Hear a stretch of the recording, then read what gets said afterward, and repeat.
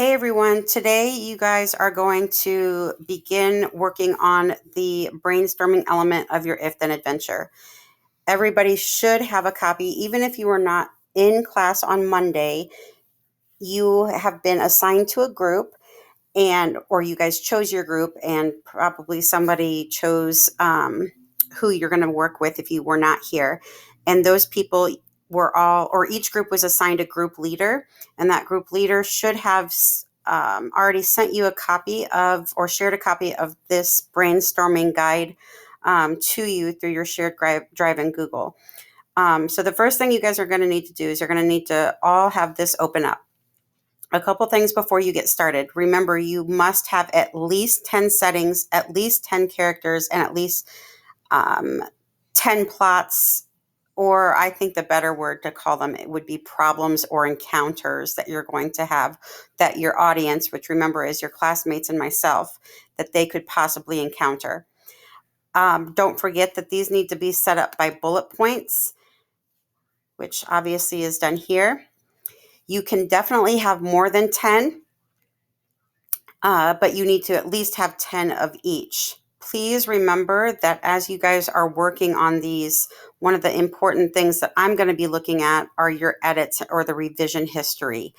I will be taking a look at who made what kind of contributions, who was staying off task, if anybody lost their editing rights, things like that, because you guys all agreed to this, that this was, you guys knew the rules, expectations, and understood what exactly it is I'm going to be looking for. This brainstorming sheet is worth 25 points alone, and that is separate from the actual project, with which that is worth 100 points. Please make sure you take this serious. Now, once you guys come up with your setting, that doesn't mean you can't have multiple settings. For an example, when we looked at the creepy carnival one yesterday in class together, their main setting was the actual carnival, but they had they had to go through an abandoned mall or through a forest or something else. There was different types of setting, but their main concept was the creepy carnival.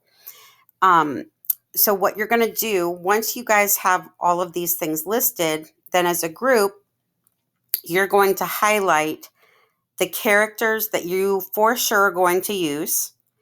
And I'd like you to make those a larger font and a different color once you've narrowed them down. The different plots or problems that you want to have happen, and then at least one of the settings, okay, that you want to use for your If Then adventure, game, story, interactive story, whatever you'd like to call it. Down here in this area, I had you guys delete the word summary. What I want you to do there, after you guys have come up with enough information, I want you to go back to announcements. Nope, they weren't in announcements. Go back to the assignment from yesterday, and I posted those 3 examples. Down here as a group, I want you to come up with, and looking at those 3, some areas that stood out to you, highlighting. It could be something like their fonts stood out really well, or their titles were in all caps, or their links were easy to view. Things that made the If Then adventure, the story, entertaining or fun. Write some things down here about that, as well as coming up with some ideas that you guys can create within your group of how you might want to make your presentation. I do not want you to start it tomorrow. We're going to start that together on Wednesday. These are just a generation of ideas, things to consider, items to consider when you're thinking about creating one of these adventures. When you are done with this today, the group leader and that person only will need to share it with me before you leave class today. I will check in with you guys tomorrow, and I can't wait to see you guys on Thursday.